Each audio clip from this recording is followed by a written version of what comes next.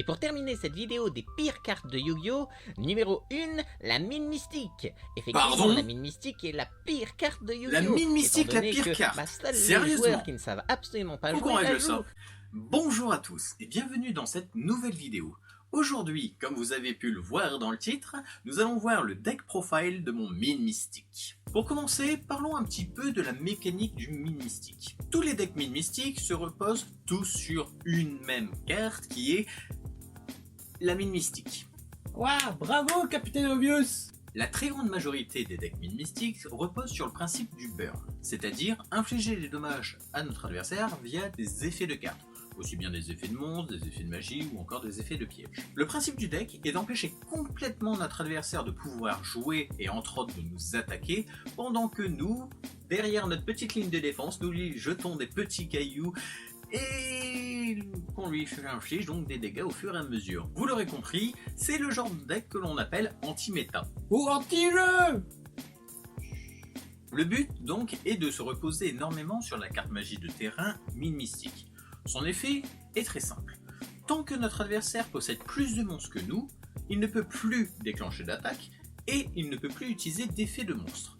Lorsque l'on parle d'effets de monstres, c'est des effets de monstres depuis la main, terrain, deck, cimetière, bannissement, extra deck, du chapeau, du portable, du feu. Cela n'est valable que si, et seulement si, notre adversaire possède plus de monstres que nous. Si c'est nous qui avons plus de monstres sur notre terrain que notre adversaire, alors l'effet de la mine mystique se retourne contre nous. Et à ce moment-là, c'est nous qui ne pouvons plus déclencher d'attaque, et on ne peut plus activer d'effet de monstre. L'autre particularité de la mine mystique est que si nous sommes dans le cas de l'égalité, c'est-à-dire que notre adversaire et nous-mêmes avons le même nombre de monstres, alors à ce moment-là, la mine mystique, elle se détruit toute seule à la fin du tour. Et c'est généralement sur ça que va se reposer notre adversaire pour essayer de nous la détruire le plus rapidement possible, en faisant en sorte de soit ne plus avoir de monstres sur son terrain, soit en faisant en sorte que le nombre de monstres que lui possède soit équivalent au nôtre. Donc le but du deck est d'aller chercher le plus rapidement possible la mine mystique pour pouvoir la jouer directement, en faisant bien sûr attention que notre adversaire possède plus de monstres que nous, sans quoi notre mine mystique sera plus un fardeau qu'autre chose. Une fois la mine mystique placée, nous n'aurons plus qu'à jouer des cartes magie et pièges, ou encore pourquoi pas des effets de monstres qui auront pour objectif d'infliger des dégâts à notre adversaire. Le deck a naturellement des faiblesses qui sont assez gênantes, soyons honnêtes. C'est un deck qui est très sensible face à la destruction des magies et pièges, dans le sens que des tourbillons jumeaux, des typhons, des cyclones galactiques ou je ne sais quoi encore aura beaucoup d'effets contre justement le genre de deck des mines mystiques, surtout envers la mine mystique elle-même. La deuxième faiblesse du deck repose sur toutes les cartes qui vont jouer beaucoup sur annuler les effets de magie et les effets de piège. Je parle entre autres, par exemple, de décret royal, qui va permettre d'empêcher de jouer nos cartes pièges. Et comme les decks mine mystiques reposent beaucoup sur des cartes pièges pour infliger des dégâts, généralement on perd une grosse artillerie très rapidement. Donc il faudra faire très attention à ce genre de cartes. Pareil avec le parfum d'anti-magie qui va nous obliger à poser par exemple la mine mystique au premier tour, ce qui nous fait perdre quand même tout un tour de jeu, ce qui est très gênant quand on veut justement beaucoup jouer sur le fait que la mine mystique est littéralement notre barrière de défense. Enfin, le truc c'est que le deck mine mystique, tout comme une bonne partie des decks burn, est un deck qui est plutôt lent. Dans le sens que ça sera pas au premier tour que l'on gagnera. Dans le sens que clairement on ne pourra pas forcément gagner en un tour. Le but sera de faire prolonger justement le duel, et plus le duel s'étendra et plus au final on aura de chances de gagner grâce aux mines mystiques. Car généralement l'adversaire n'aura pas spécialement de chance de pouvoir revenir. Sadique! Oui. Petit disclaimer, il faut savoir que le petit deck que je vais vous montrer est un deck qui n'est pas non plus ultra optimisé, dans le sens qu'il n'est pas un méta plus. Il s'agit d'une version plutôt fun et qui justement joue cette durée et ce plaisir de faire souffrir mon adversaire qui est entre Tenchi. Mon deck a donc énormément de cartes qui sont plutôt là pour le fun qu'autre chose, et je vous préciserai d'ailleurs à ce moment-là quelles sont les cartes que vous pourrez facilement retirer pour justement les remplacer pour des cartes qui sont beaucoup plus utiles au deck. Vous allez voir, le principe est très sympathique et j'espère que ce petit deck va vous plaire. Dans un premier temps, et naturellement pour un deck Mine Mystique, nous allons retrouver la carte Mine Mystique en 3 exemplaires.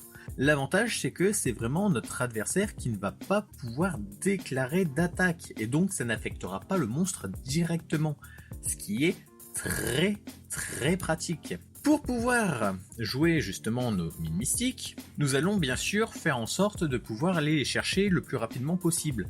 Pour cela, nous allons jouer donc une terraformation qui va permettre d'aller chercher la mine mystique depuis notre deck, un métaverse qui va permettre soit d'ajouter un mine mystique de notre deck à notre main, soit de la jouer directement depuis le deck. Et ce qui peut justement être pas mal en réponse à une invocation de monstre de notre adversaire. En faisant ça, il invoque un monstre, paf, mine mystique, il est bloqué. Et il se prend directement les effets de notre bonne vieille mine mystique. Une autre carte qui peut très facilement être jouée dans le mine mystique, il s'agit d'une bonne vieille carte appelée la Terre du Jugement Dernier. Il s'agit d'une vieille carte qui dit que si l'adversaire invoque spécialement un monstre, on peut jouer directement depuis notre deck une magie de terrain. C'est-à-dire que si notre adversaire invoque par lien, par Xyz, par synchro, fusion ou même une invocation spé tout à fait normale, Terre du Jugement Dernier, magie jeu rapide, paf, on active notre mine mystique depuis le deck. C'est-à-dire que c'est littéralement une métaverse avec juste la petite condition que l'adversaire doit invoquer spé. Chose qui est très facile, surtout avec tous les decks de maintenant, soyons honnêtes. Pour rester toujours dans le domaine de la magie de terrain, comme je l'ai dit précédemment, le problème avec Mine Mystique, c'est que s'il y a autant de monstres sur le terrain de l'adversaire que sur le nôtre, eh ben la Mine Mystique va se détruire toute seule. Pour éviter cela, et chose qui va être très pratique, c'est de jouer la carte magie Barrière de terrain. Barrière de terrain va tout simplement dire, tant que cette carte est sur le terrain, aucun joueur ne peut activer de magie de terrain. Donc, premier avantage, c'est que notre adversaire ne pourra pas jouer ses propres magies de terrain, ce qui pourra être très pratique contre certains decks. De plus, il permet de protéger, tant que cette carte est sur le terrain, les magies de terrain déjà face recto. Ce qui signifie que, tant que cette carte est sur le terrain, Mine Mystique ne pourra pas être détruite, que ce soit par les effets de l'adversaire, donc par exemple les typhons, tourbillons jumeaux, cyclones galactiques, etc. Il devra obligatoirement détruire la barrière terrain dans un premier temps. Et surtout, elle permet de protéger contre la mine mystique elle-même. C'est-à-dire que si au tour 1 on active mine mystique et barrière de terrain, effet de mine mystique comme il y aura en théorie aucun monstre sur le terrain de l'adversaire ni sur le nôtre, Mine Mystique va se détruire toute seule. Mais, grâce à barrière de terrain, elle ne le sera pas. Et donc, nous garderons notre Mine Mystique ad vita aeternam. Jouer barrière de terrain peut très vite être à double tranchant. Dans le sens qu'elle permet de protéger de la destruction de notre Mine Mystique. Et surtout, elle permet d'empêcher de jouer des magies de terrain. Cela signifie que si notre adversaire active une carte qui va permettre entre autres de renvoyer notre Mine Mystique dans notre main, cela signifie que barrière de terrain ne va pas protéger Mine Mystique étant donné qu'elle ne va pas être détruite. Et donc Mine Mystique va quitter le terrain. Mais barrière de terrain, elle, va rester sur le terrain. Donc cela signifie qu'on ne pourra plus rejouer Mine Mystique derrière à cause de barrière de terrain qui va nous empêcher de jouer justement notre magie. Et c'est là que cette carte est un petit peu contraignante, dans le sens qu'il va falloir faire très attention lorsque l'on va la jouer. Elle va être très pratique pour la protéger, mais si notre adversaire possède des cartes pour justement temporairement retirer Mine Mystique sans les détruire, elle deviendra littéralement la pire carte que l'on possédera sur le terrain. Donc, faire très attention lorsque vous jouez barrière de terrain. Ou alors, truc tout bête, prévoir des cartes pour la détruire au cas échéant. Maintenant que nous avons parlé quand même de la carte maîtresse du deck et des cartes qui vont permettre d'aller la chercher et de la protéger, parlons un petit peu des cartes qui vont permettre de déclencher plus facilement son effet. Le but avec Mine Mystique, c'est que notre adversaire ait toujours plus de monstres que nous sur le terrain, c'est-à-dire qu'il en ait au moins un. Cela signifie qu'il va falloir forcer notre adversaire à jouer des cartes. Malheureusement, cela est parfois compliqué de forcer notre adversaire d'invoquer des monstres. Surtout que s'il sait qu'il y a mine mystique devant, il va tout faire pour plutôt garder ses cartes en main et ne plus jouer le temps que mine mystique se détruise toute seule. Ou jusqu'à ce qu'il ait ce qu'il faut. C'est pourquoi nous avons quelques petites cartes qui vont, manque de bol pour l'adversaire, lui octroyer quelques petits monstres gratuitement. Je parle entre autres du trio Ojama, qui va permettre d'invoquer donc 3 jetons Ojama sur le terrain de l'adversaire, et également le duo Ojama qui lui fait exactement la même chose, sauf que il en invoque seulement 2 sur le terrain. Cela va permettre de remplir le terrain de l'adversaire, chose qui peut être très pratique pour pouvoir justement déclencher les différents effets de nos cartes, et entre autres celle de mine mystique. Et en plus, petite cerise sur le gâteau, lorsque ces jetons seront détruits, l'adversaire se prendra 300 points de dégâts pour chacun. C'est quasiment rien. Mais mine de rien, 300 plus 300 plus 300, ça va très vite monter, et comme notre deck est justement basé sur le burn, donc c'est-à-dire infliger des dommages de l'adversaire sans trop bouger, soyons honnêtes, ça fait toujours plaisir. Il s'agit de cartes que je recommanderais de jouer en plus de fois. Par exemple, Trio Ojama, je recommanderais plutôt de le jouer en 3 exemplaires plutôt qu'en 2. Et Duo, pourquoi pas en rajouter une deuxième. Le truc, c'est que comme je vous l'ai expliqué, mon objectif était surtout de faire un deck mine mystique qui ne soit pas non plus purement violent. Le but, c'est quand même de laisser une chance à Tenchi de pouvoir un jour le battre.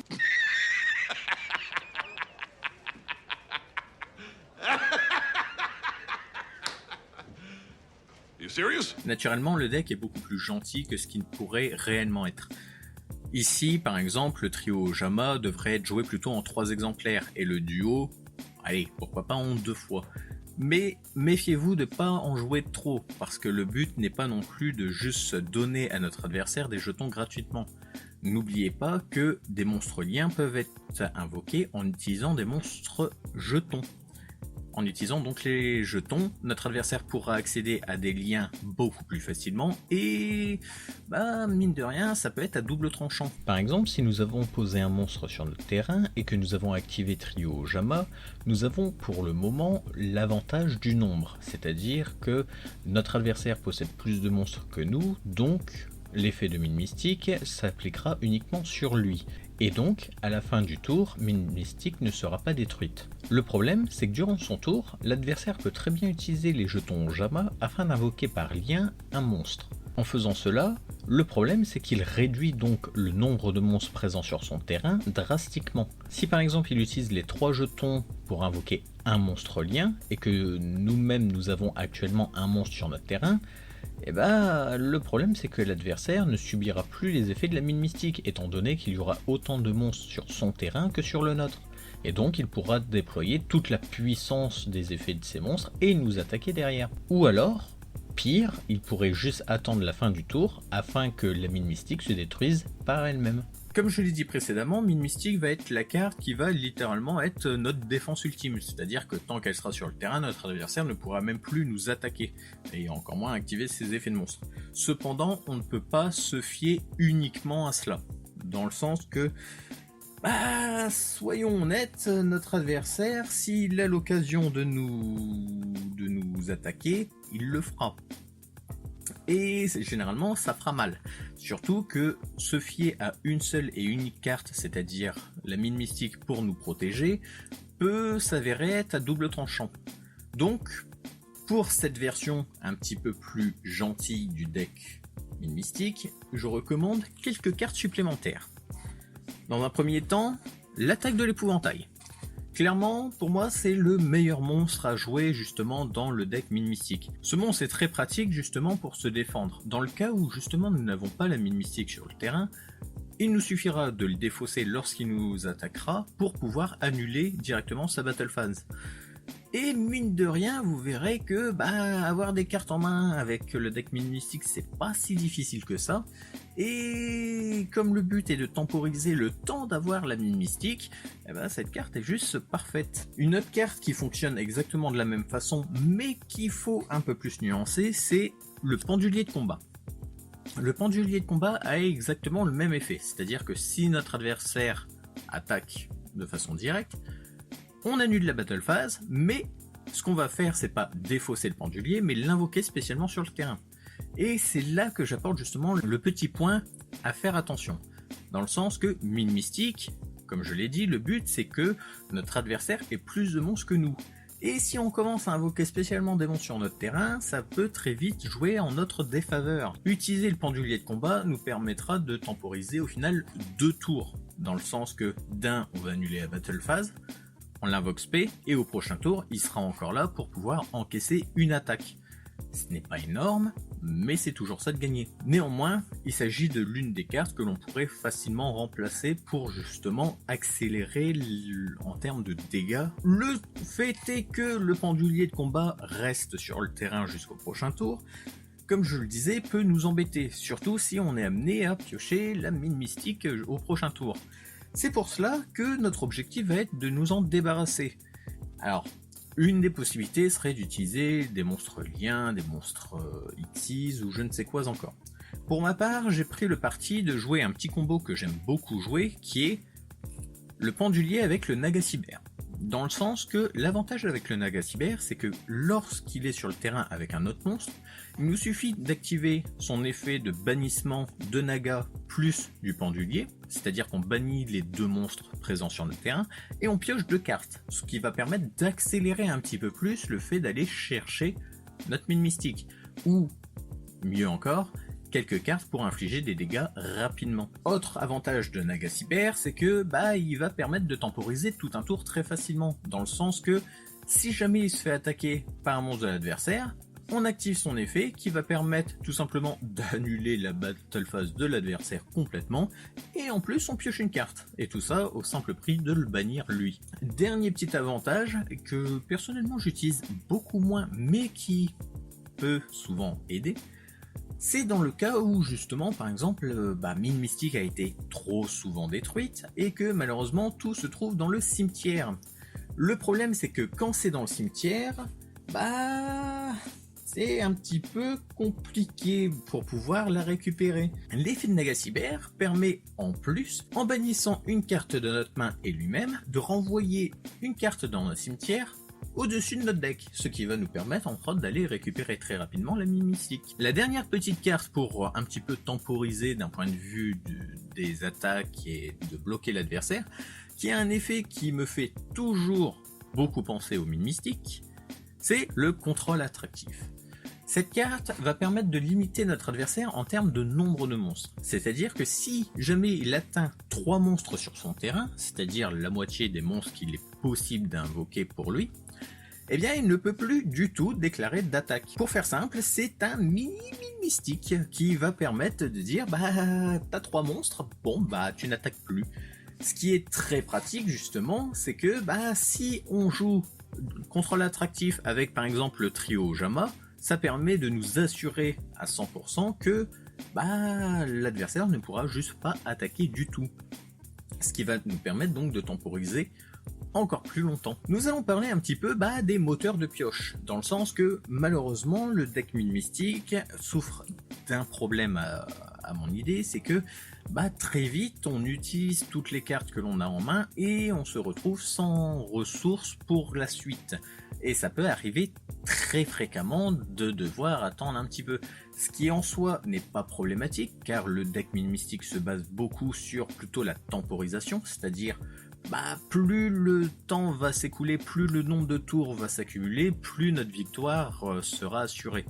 Et c'est clairement ça le but du deck, surtout de la façon que personnellement je l'ai réalisé. Cependant, il est bon de temps en temps de pouvoir accélérer la pioche. Quelques petites cartes qui peuvent être bien sûr multipliées en beaucoup d'exemplaires. Dans un premier temps, le petit pot de dualité. Le pot de dualité, littéralement, ça va permettre de regarder les 3 cartes du dessus de notre deck et de pouvoir choisir n'importe quelle carte et l'ajouter à notre main. Ça va nous permettre donc de plus facilement aller chercher la mine mystique, un effet de protection, pourquoi pas, pour infliger des dégâts, ou peu importe, en fonction de ce que l'on aura besoin.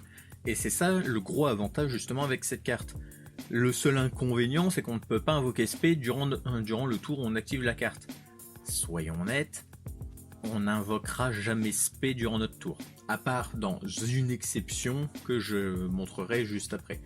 Mais durant notre tour, comme on n'invoquera jamais de monstre à proprement dit spécialement, cette carte est juste parfaite.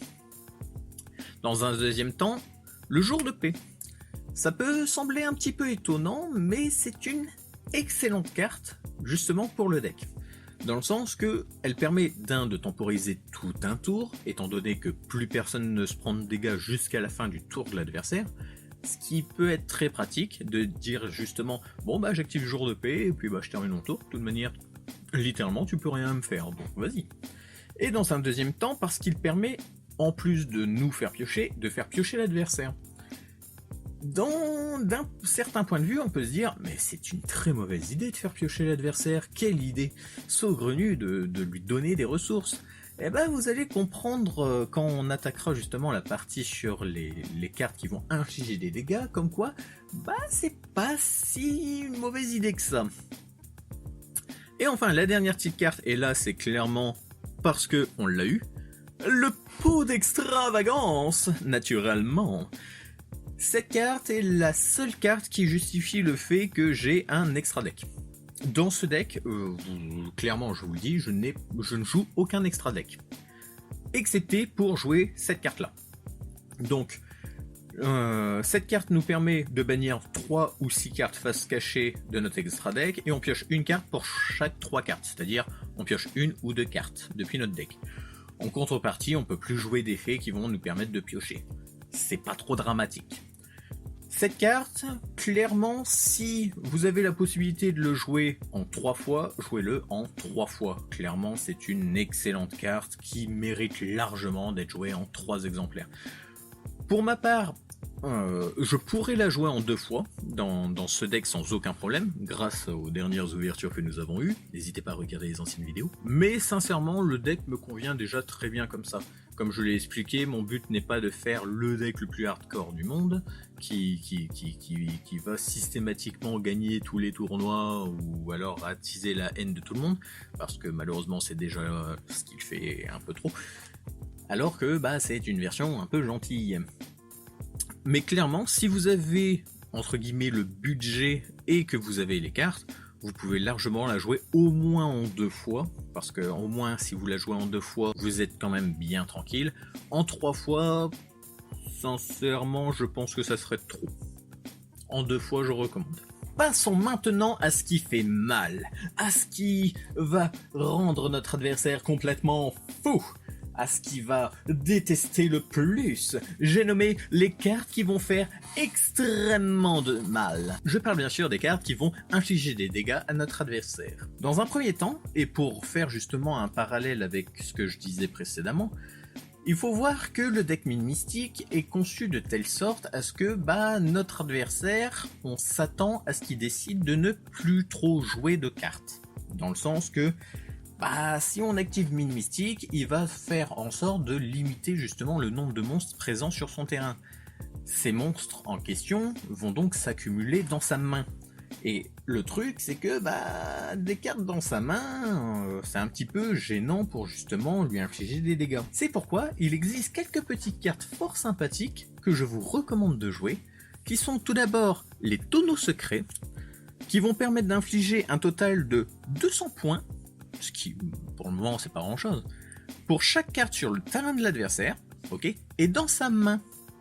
Cela signifie que même si notre adversaire se dit « Oh, je n'ai pas trop envie de jouer mes monstres parce que, oh là là, la mine mystique va me poser problème, plus j'aurai de monstres et plus ça sera difficile de s'en débarrasser. » Oui, pas de souci, économise dans ta main, et dès que tu en as 6, pouf, tonneau secret infligera 1200 de dégâts minimum, sans compter le nombre de cartes présentes sur son terrain. Et c'est pour ça que cette carte est absolument géniale. Clairement, si vous voulez faire le deck beaucoup plus violent, je vous recommande de jouer cette carte en 3 fois. Et également, l'explosion secrète. L'explosion secrète qui a un effet assez similaire à tonneau secret. La seule différence, c'est que lui, il va prendre en compte que les cartes qu'il contrôle. Et malheureusement, pas dans sa main. Néanmoins, elle permet autre chose. Alors, tout d'abord, elle va infliger 300 points de dégâts pour chaque carte que l'adversaire contrôle sur son terrain. Bon, c'est quand même toujours assez sympathique. Mine de rien, 300, ça peut aller très vite. Le truc, c'est que notre adversaire, bah mine de rien, il risque de beaucoup jouer, sachant que nous jouons mine mystique, beaucoup jouer sur des cartes qui vont donc permettre de détruire les magies et pièges sur notre terrain. Par exemple des tourbillons jumeaux, des typhons, des cyclones, etc. etc., etc. L'avantage avec Explosion Secrète, c'est que cela va permettre de donner moins envie à notre adversaire de nous détruire nos cartes face cachée. Dans le sens que cette carte, si jamais notre adversaire la détruit avec un effet de carte, eh ben il se prendra 1000 points de dégâts. En plus, ce qu'il faut savoir, c'est que cette carte, on peut la chaîner justement à sa destruction. Dans le sens que si notre adversaire active Typhon pour détruire Explosion Secrète, je l'active, je lui inflige donc un total de 300 points multiplié par le nombre de cartes sur son terrain, donc au minimum 300 s'il a au moins activé une carte pour la détruire, et en plus de cela, il va se prendre 1000 points de dégâts. Elle est juste géniale. Et c'est pour cela que je dis que cette carte est très pratique pour justement dire à notre adversaire « Ouais, t'es sûr de vouloir me détruire mes cartes ? Réfléchis un petit peu à ce qu'il pourrait y avoir derrière. » Donc pareil, c'est une carte que je recommanderais de potentiellement la jouer en 3 exemplaires si vous voulez accélérer un peu le deck. Une autre carte très pratique, le Desserceul. Le Desserceul, c'est encore une version un peu plus violente mais plus restrictive. Dans le sens qu'elle permet d'infliger 520 dégâts pour chaque monstre sur le terrain de l'adversaire. Cette carte est extrêmement pratique pour justement combattre les decks qui littéralement spamment l'invocation de ces monstres et qui invoquent 50 milliards de monstres sur le terrain. En sachant que en tout et pour tout, grâce à la zone extra, l'adversaire peut avoir 6 voire exceptionnellement 7 monstres sur le terrain. 500 pour chacun, mine de rien, c'est que ça va vite et ça cause de très lourds dégâts. L'avantage avec les 3 cartes que je vous ai présentées là, c'est que il joue également beaucoup sur le fait de compter sur les cartes Trio Ojama et Duo Ojama. Car ces 2 cartes vont permettre d'invoquer donc des jetons sur le terrain de l'adversaire, et donc ces jetons vont être comptabilisés dans les différents effets de cartes que je viens de vous présenter.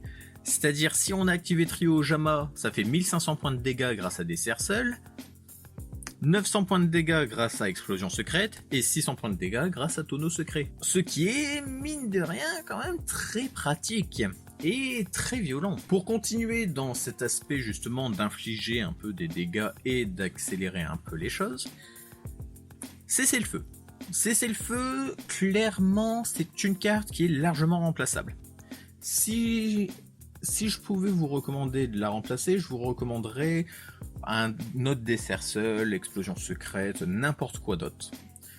Cessez-le-feu, clairement, c'est juste une carte que je joue personnellement parce qu'elle permet de neutraliser les effets flip de l'adversaire. C'est-à-dire que si jamais il n'y a pas mine mystique sur le terrain, cette carte va permettre d'infliger des dégâts quand même de 500 points pour chaque monstre à effet sur le terrain, donc nous-mêmes compris, si jamais on a par exemple le pendulier de combat. Mais en plus de ça, l'avantage qu'il y a, c'est que les effets flip comme, je sais pas, les effets de pingouin par exemple, pour parler d'eux, vont être complètement neutralisés. Et donc notre adversaire ne pourra pas déclencher leurs effets pour potentiellement nous causer du tort. Ou encore, pour faire un parallèle plus proche de ce que Tenchi peut faire, avec le deck Shadow, avec leurs nombreux effets flip qui, soyons honnêtes, ne sont pas très agréables à recevoir, qui vont permettre justement de neutraliser complètement. Clairement, c'est une carte que je recommanderais de remplacer pour un deck vraiment plus méta, si je veux dire, mais que personnellement, de toute manière, j'ai toujours adoré, et puis bon, c'est de l'or, c'est trop cool. Ensuite, pour rester sur tout ce qui est les cartes de dégâts, mais qui cette fois-ci prennent un petit peu plus de temps, mais qui permettent de, rajouter de la tension à notre adversaire, les canons ondulatoires. Les canons ondulatoires, c'est clairement la petite carte burn par excellence. C'est la carte qui va mettre une pression suffisante à notre adversaire pour qu'il se dise « Ah, faut peut-être que je me dépêche de détruire cette carte, sinon je vais manger très cher. » Dans le sens que cette carte, lorsqu'on l'active, rien ne se passe spécialement. Durant notre main phase, on peut envoyer cette carte au cimetière et infliger un total de 1000 points de dégâts à notre adversaire pour chaque nombre de tours que cette carte est restée sur notre terrain. C'est-à-dire que si je l'active tour 1 et que tour 2 je l'active pour justement l'envoyer au cimetière, j'inflige 1000. Tour 3, donc notre troisième tour, 2000, 3000, 4000, etc., etc. Ce qui, soyons honnêtes, est littéralement un compte à rebours contre notre adversaire. Dans le sens que, on active ça, on lui dit clairement, bon, tu as 8 tours, et après tu as perdu. 8 tours maximum.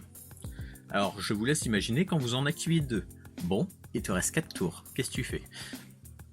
J'adore cette carte. Dans la même idée, le chaudron du vieillard.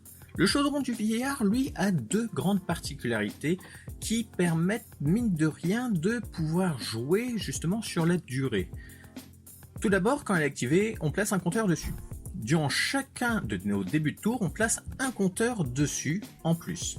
Une fois par tour, on peut activer l'effet suivant. Soit on décide de gagner 500 points de vie pour chaque compteur qui l'a sur elle. Bon, ok, c'est sympa. Ça nous permet de nous heal au cas d'urgence, il n'y a pas de souci.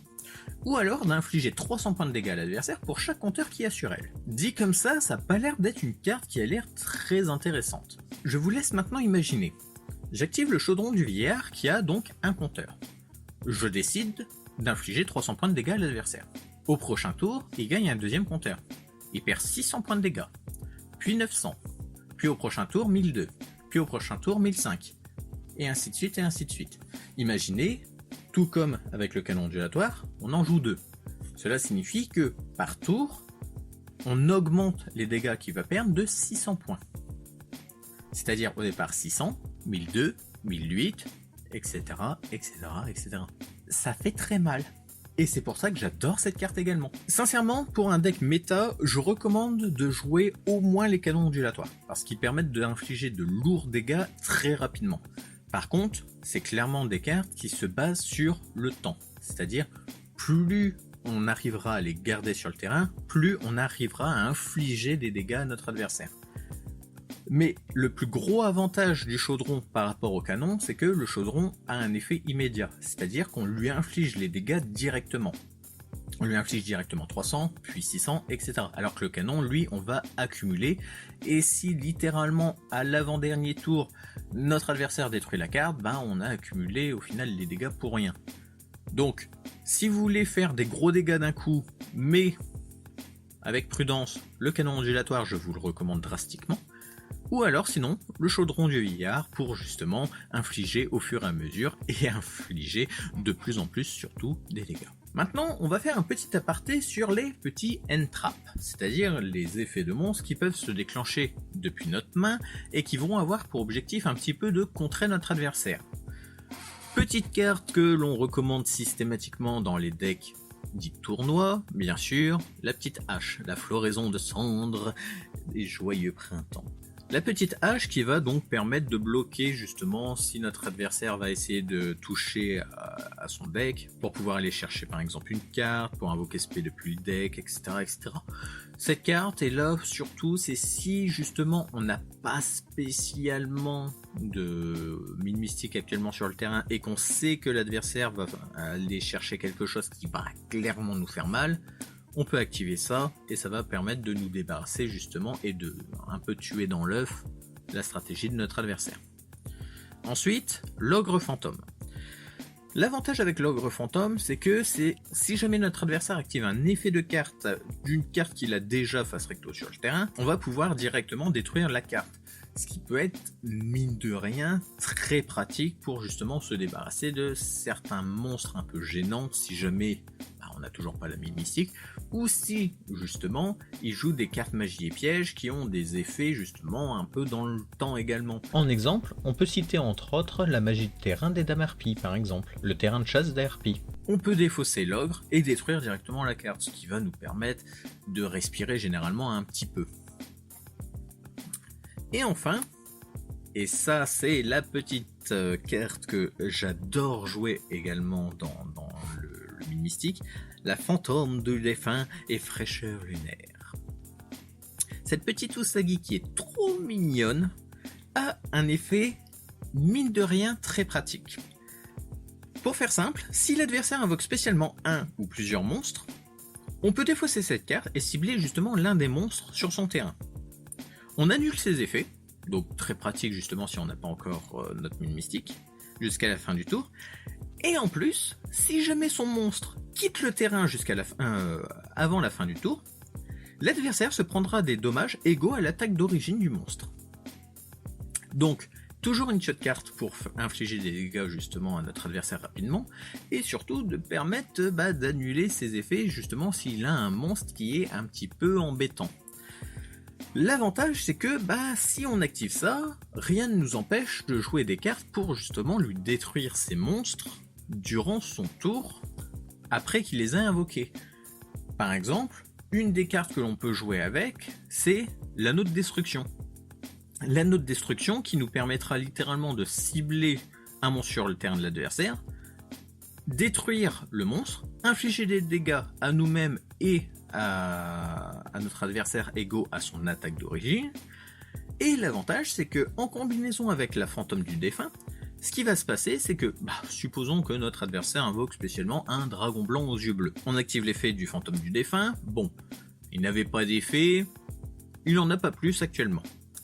L'avantage c'est que, par contre, s'il quitte le terrain, c'est-à-dire y compris s'il est renvoyé dans la main, s'il est envoyé au cimetière, s'il est banni ou je ne sais quoi, il perdra 3000 points. J'active l'anneau de destruction, je détruis son dragon blanc aux yeux bleus, je me prends 3000 points, l'adversaire se prend 3000 points, effet du fantôme, l'adversaire se prend contre 3000 points de dégâts.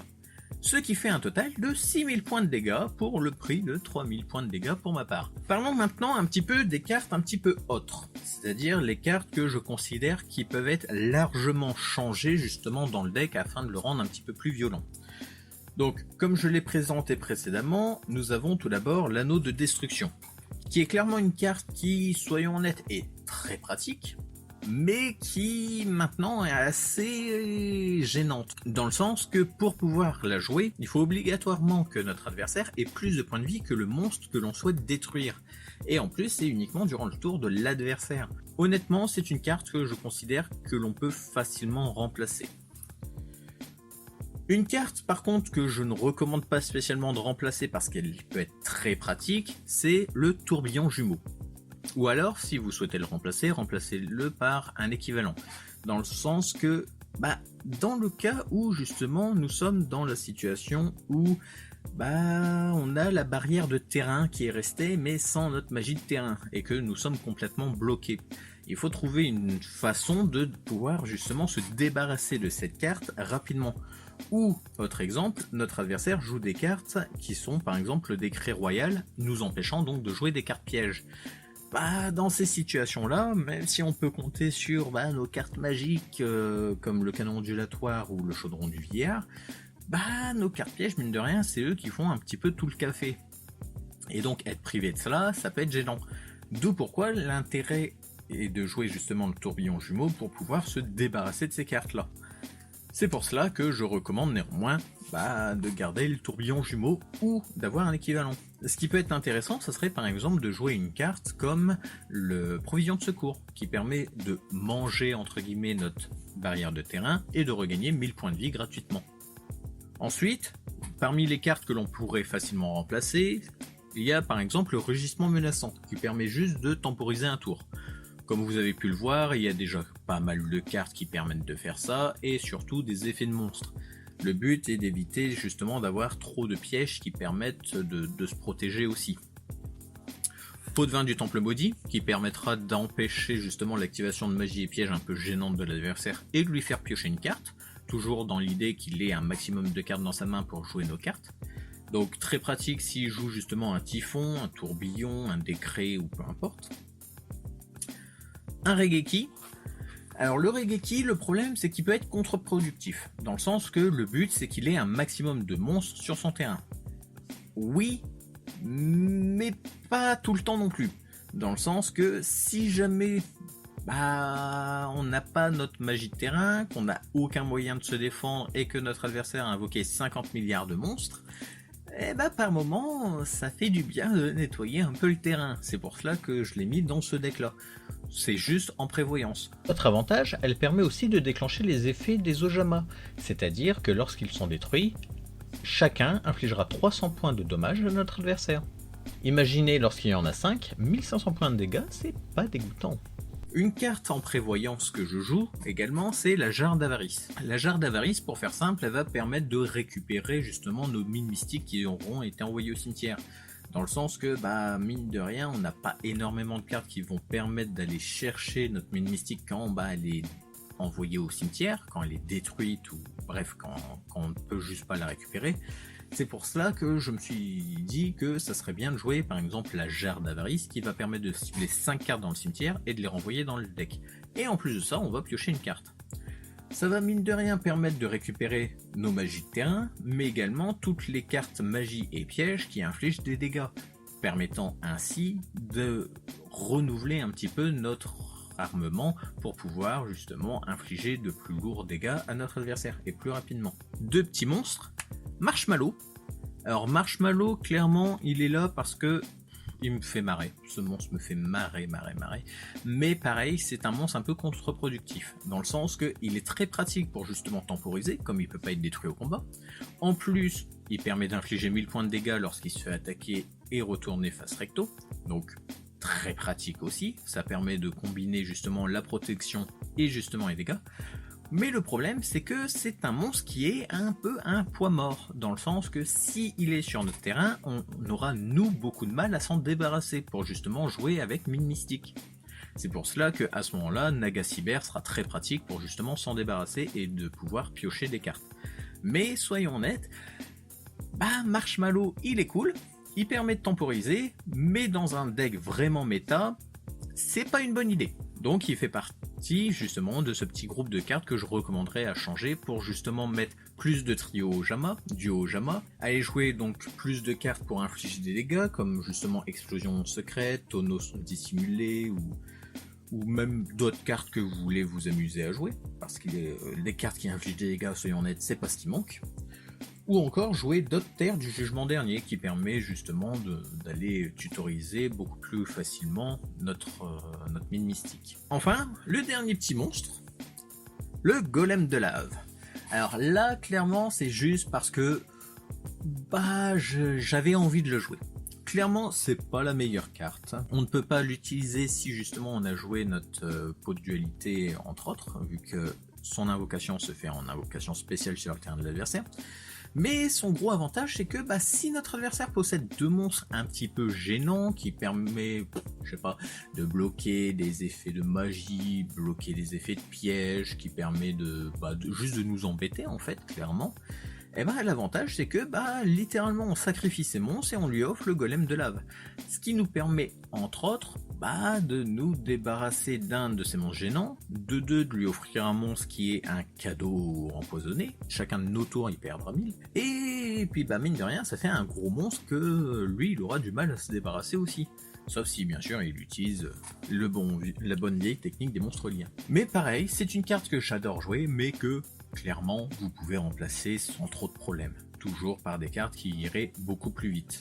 Donc tout ceci permet de conclure le deck de base. Comme vous avez pu voir, il y a l'idée du deck qui est toujours présente, c'est-à-dire bloquer l'adversaire grâce à une mine mystique, aller chercher mine mystique le plus rapidement possible, forcer au final notre adversaire à avoir des monstres sur son terrain, et enfin, lui infliger des dégâts à petit feu grâce à nos différentes cartes magie ou pièges. Mais comme vous avez pu le constater, beaucoup de mes cartes au final sont plutôt gentilles et ils ont juste pour objectif de passer un bon moment quand même, avec un petit côté un peu sadique, je dois bien l'avouer, car mon objectif est de faire durer le plaisir le plus longtemps possible. Voici la liste complète des cartes présentes dans mon deck. Un petit récapitulatif afin de vous permettre de voir plus directement toutes les cartes qu'il y a à l'intérieur de mon deck. Je rappelle, il s'agit d'une version gentille du deck, c'est-à-dire que on a largement les moyens de le rendre beaucoup plus violent et beaucoup plus létal. Voici un exemple de deck qui a été légèrement modifié par rapport à ce que je vous ai présenté précédemment, qui, comme on peut le constater, est déjà justement un peu plus violent et que l'on joue un peu moins avec des petites cartes sympathiques. Là, le deck que je vous montre actuellement à l'écran est clairement là pour botter des fesses. Il s'agit là d'une version qui serait plus proche de ce que je jouerais réellement au tournoi. Comme vous pouvez le constater, il y a juste les cartes essentielles qui sont juste multipliées. Cette vidéo est maintenant terminée. J'espère que ce petit deck vous aura plu. N'hésitez pas à laisser un petit commentaire afin de me donner quelques petits retours sur ce deck profile. Et si vous voulez également échanger sur les potentielles cartes que vous pourriez vouloir changer ou les cartes que vous pensez qui seraient plus intéressantes à jouer justement dans le deck. Si vous voulez voir d'autres decks profile, n'hésitez pas à rajouter un petit commentaire sur n'importe laquelle de nos vidéos. Nous les lisons absolument tous. Sur ce, je vous dis à très bientôt pour d'autres vidéos. A plus.